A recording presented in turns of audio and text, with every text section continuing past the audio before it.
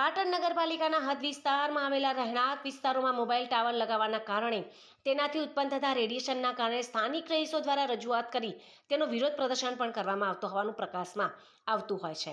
ત્યારે વિજળકુવા પાસે આવેલા ભઠ્ઠીવાડાના ડાળ પર ભીલવણ નામના રહીશ દ્વારા પોતાની માલિકીના વાડામાં અગાઉથી 2 મોબાઈલ ટાવર લગાવવામાં આવે છે। ત્યારે ફરી નવો ત્રીજો ટાવર નાખવાની કામગીરી ચાલી રહી છે। ત્યારે સ્થાનિક રહીશો દ્વારા નવીન નાખવામાં આવી રહેલા મોબાઈલ ટાવરનો વિરોધ કરી આજરોજ પાટણ નગરપાલિકાના ચીફ ઓફિસર અલ્પેશ પટેલને આવેદનપત્ર આપી ત્રીજા મોબાઈલ ટાવરની મંજૂરી રદ કરી અન્ય લગાવવામાં આવે 2 ટાવરો પણ ખસેડવામાં આવે તેવી માંગ કરી હતી। તો આ મોબાઈલ ટાવરના કારણે આ વિસ્તારની સગર્ભા બહેનો સહિત નાના બાળકો પર તેના રેડિયેશનની તીવ્ર અસર પડતી હોવાથી તેઓ અવારનવાર બીમાર પડતા હોવાનું જણાવી જો આ 3 મોબાઈલ ટાવરો આ વિસ્તારમાંથી ખસેડવામાં નહીં આવે તો આ વિસ્તારના તમામ રહીશો ગાંધી ચિંધ્યા માર્ગે આંદોલન કરવાની ફરજ પડશે તેવી ચીમકી પણ આવેદનપત્રમાં ઉચ્ચારી। મુકેશભાઈ મુફતલાલ પટણી। તો મુકેશભાઈ તમે અહીંયા નગરપાલિકામાં શા માટે આવ્યા હતા? નગરપાલિકામાં એ માટે આવેલા સાહેબ કે અમે ભઠ્ઠીવાડા વિસ્તારના રહીશો છીએ, વિજળકુવા ભઠ્ઠીવાડાના।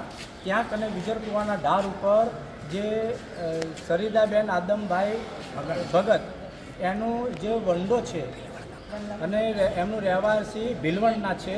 હવે એમનો અહીંયા કને વંડો છે જમીન, એ પોતે અહીંયા હાજર રહેતા નથી અને એ લોકો ત્યાં રહે છે, પણ આ વંડાની અંદર ટાવરો ઊભા કરે છે। 2 ટાવર તો મોટા ઓલરેડી ઊભા કરેલા છે અને ત્રીજું બી ટાવર ઊભું કરે છે, જે ટાવરના કારણે અમારા અહીંયા કને આજુબાજુ બાળકોમાં આડઅસર થાય છે। એનું રેડિયેશનના કારણથી પ્રેગ્નેન્ટ બહેરાઓને આડઅસર થાય છે, પછી નાના બાળકોને હેન્ડીકેપને એવા 2-4 દાખલાઓ ત્યાં કને હાજર જ છે કે જેથી કરીને અમને ઘણું બધું નુકસાન વેઠવું પડે છે અમારે।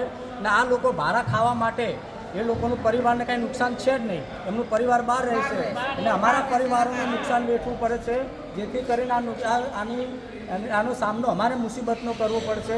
એટલે ચીફ ઓફિસરને ખાસ નમ્ર વિનંતી અરજી કરવા આવ્યા છીએ કે અમારી ફરિયાદ સાંભળે અને અમારો આ જે અમારી મુશ્કેલીનો હલ છે, અમારી મુશ્કેલીનો હલ તમે આ નવું ટાવર